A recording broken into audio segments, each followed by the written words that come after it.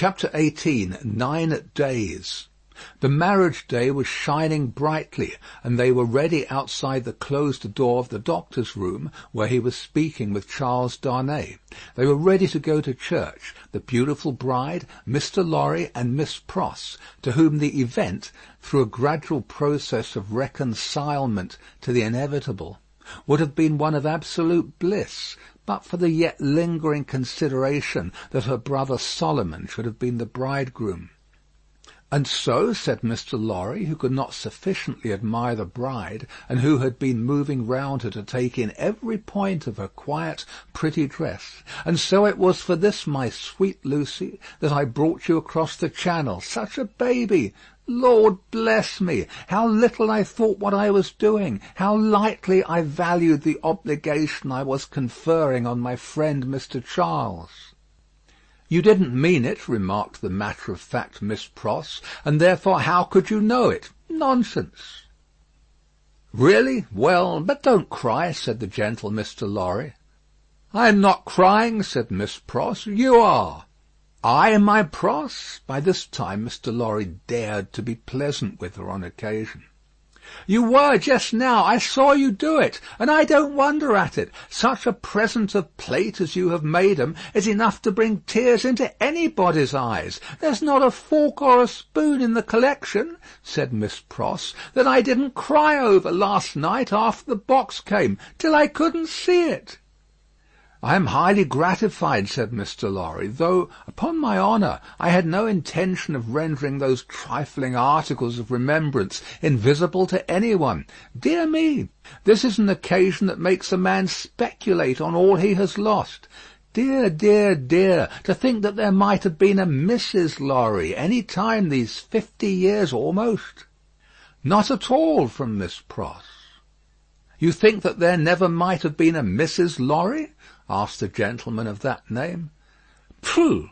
Rejoined Miss Pross, you were a bachelor in your cradle.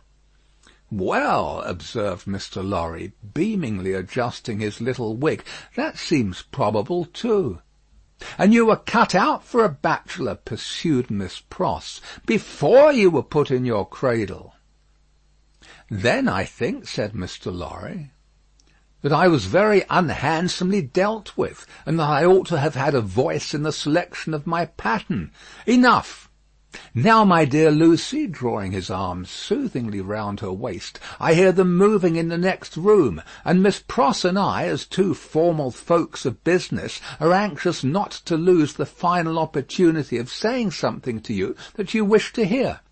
You leave your good father, my dear, in hands as earnest and as loving as your own. He shall be taken every conceivable care of during the next fortnight while you are in Warwickshire and thereabouts. Even Tellson shall go to the wall, comparatively speaking, before him. And when, at the fortnight's end, he comes to join you and your beloved husband on your other fortnight's trip in Wales, you shall say that we have sent him to you in the best health and in the happiest frame.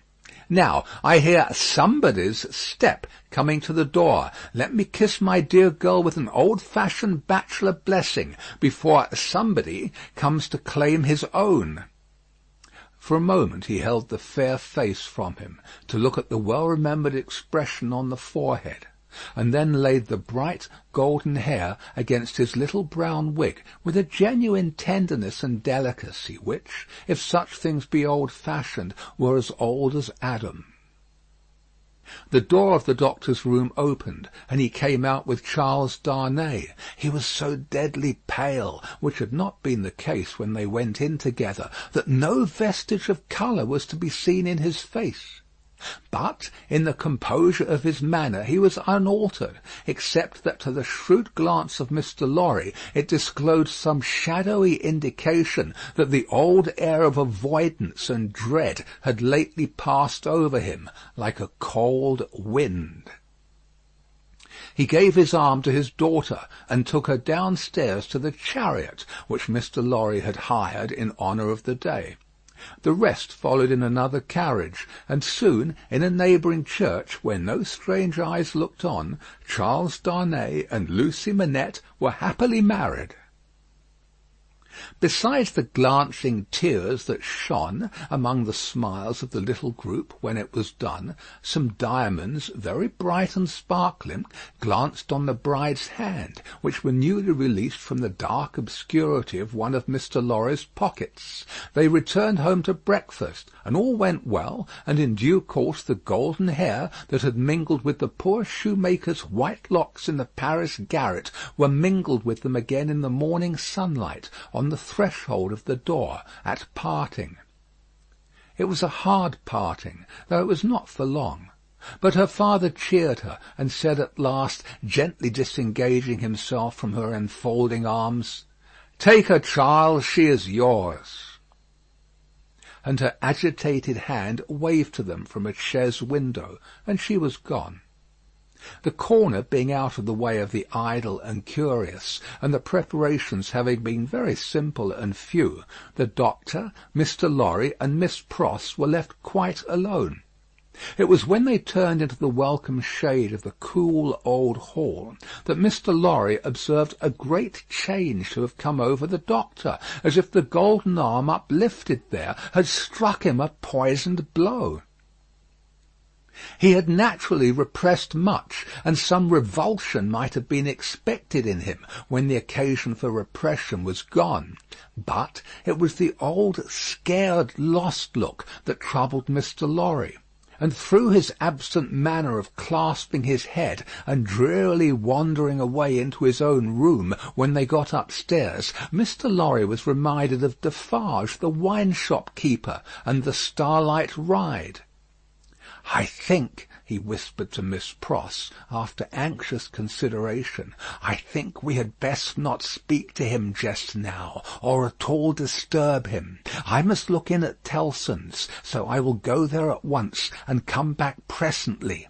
Then we will take him a ride into the country, and dine there, and all will be well." It was easier for Mr. Lorry to look in at Tellson's than to look out of Tellson's. He was detained 2 hours. When he came back, he ascended the old staircase alone, having asked no question of the servant. Going thus into the doctor's rooms, he was stopped by a low sound of knocking. "Good God!" he said with a start. "What's that?" Miss Pross, with a terrified face, was at his ear. "Oh me! Oh me! All is lost!" cried she, wringing her hands. "What is to be told to Ladybird? He doesn't know me, and is making shoes." Mr. Lorry said what he could to calm her, and went himself into the doctor's room. The bench was turned towards the light, as it had been when he had seen the shoemaker at his work before, and his head was bent down, and he was very busy. "Doctor Manette, my dear friend, Doctor Manette!" The doctor looked at him for a moment, half inquiringly, half as if he were angry at being spoken to, and bent over his work again. He had laid aside his coat and waistcoat. His shirt was open at the throat, as it used to be when he did that work, and even the old haggard, faded surface of face had come back to him. He worked hard, impatiently, as if in some sense of having been interrupted. Mr. Lorry glanced at the work in his hand, and observed that it was a shoe of the old size and shape. He took up another that was lying by him, and asked what it was. "A young lady's walking shoe," he muttered, without looking up. "It ought to have been finished long ago. Let it be." "But, Doctor Manette, look at me." He obeyed in the old mechanically submissive manner, without pausing in his work. "You know me, my dear friend? Think again. This is not your proper occupation. Think, dear friend." Nothing would induce him to speak more. He looked up for an instant at a time when he was requested to do so, but no persuasion would extract a word from him. He worked and worked and worked in silence, and words fell on him as they would have fallen on an echoless wall or on the air. The only ray of hope that Mr. Lorry could discover was that he sometimes furtively looked up without being asked. In that there seemed a faint expression of curiosity or perplexity, as though he were trying to reconcile some doubts in his mind. Two things at once impressed themselves on Mr. Lorry as important above all others. The first, that this must be kept secret from Lucy. The second, that it must be kept secret from all who knew him. In conjunction with Miss Pross, he took immediate steps towards the latter precaution by giving out that the doctor was not well and required a few days of complete rest. In aid of the kind deception to be practised on his daughter, Miss Pross was to write describing his having been called away professionally, and referring to an imaginary letter of 2 or 3 hurried lines in his own hand, represented to have been addressed to her by the same post. These measures, advisable to be taken in any case, Mr. Lorry took in the hope of his coming to himself. If that should happen soon, he kept another course in reserve, which was to have a certain opinion that he thought the best on the doctor's case. In the hope of his recovery, and of resort to this third course being thereby rendered practicable, Mr. Lorry resolved to watch him attentively, with as little appearance as possible of doing so. He therefore made arrangements to absent himself from Tellson's for the first time in his life, and took his post by the window in the same room. He was not long in discovering that it was worse than useless to speak to him, since, on being pressed, he became worried. He abandoned that attempt on the first day, and resolved merely to keep himself always before him as a silent protest against the delusion into which he had fallen, or was falling. He remained therefore in his seat near the window, reading and writing, and expressing in as many pleasant and natural ways as he could think of that it was a free place. Dr. Manette took what was given him to eat and drink, and worked on that first day until it was too dark to see. Worked on half an hour after Mr. Lorry could not have seen for his life to read or write. When he put his tools aside as useless until morning, Mr. Lorry rose and said to him, "Will you go out?" He looked down at the floor on either side of him in the old manner, looked up in the old manner, and repeated in the old low voice, "Out?" "Yes, for a walk with me. Why not?" He made no effort to say "why not," and said not a word more. But Mr. Lorry thought he saw, as he leaned forward on his bench in the dusk, with his elbows on his knees and his head in his hands, that he was in some misty way asking himself, "Why not?" The sagacity of the man of business perceived an advantage here, and determined to hold it. Miss Pross and he divided the night into 2 watches, and observed him at intervals from the adjoining room. He paced up and down for a long time before he lay down, but when he did finally lay himself down, he fell asleep. In the morning he was up betimes, and went straight to his bench and to work. On this second day, Mr. Lorry saluted him cheerfully by his name, and spoke to him on topics that had been of late familiar to them. He returned no reply, but it was evident that he heard what was said, and that he thought about it, however confusedly. This encouraged Mr. Lorry to have Miss Pross in with her work several times during the day. At those times they quietly spoke of Lucy, and of her father then present, precisely in the usual manner, and as if there was nothing amiss. This was done without any demonstrative accompaniment, not long enough or often enough to harass him, and it lightened Mr. Lorry's friendly heart to believe that he looked up oftener, and that he appeared to be stirred by some perception of inconsistencies surrounding him. When it fell dark again, Mr. Lorry asked him as before, "Dear doctor, will you go out?" As before he repeated, "Out?" "Yes, for a walk with me. Why not?"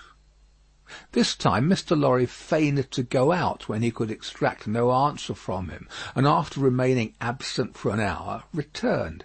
In the meanwhile the doctor had removed to the seat in the window, and had sat there looking down at the plane tree, but on Mr. Lorry's return he slipped away to his bench. The time went very slowly on, and Mr. Lorry's hope darkened, and his heart grew heavier again, and grew yet heavier and heavier every day. The third day came and went, the fourth, the fifth, 5 days, 6 days, 7 days, 8 days, 9 days. With a hope ever darkening, and with a heart always growing heavier and heavier, Mr. Lorry passed through this anxious time. The secret was well kept, and Lucy was unconscious and happy. But he could not fail to observe that the shoemaker, whose hand had been a little out at first, was growing dreadfully skilful, and that he had never been so intent on his work, and that his hands had never been so nimble and expert as in the dusk of the 9th evening.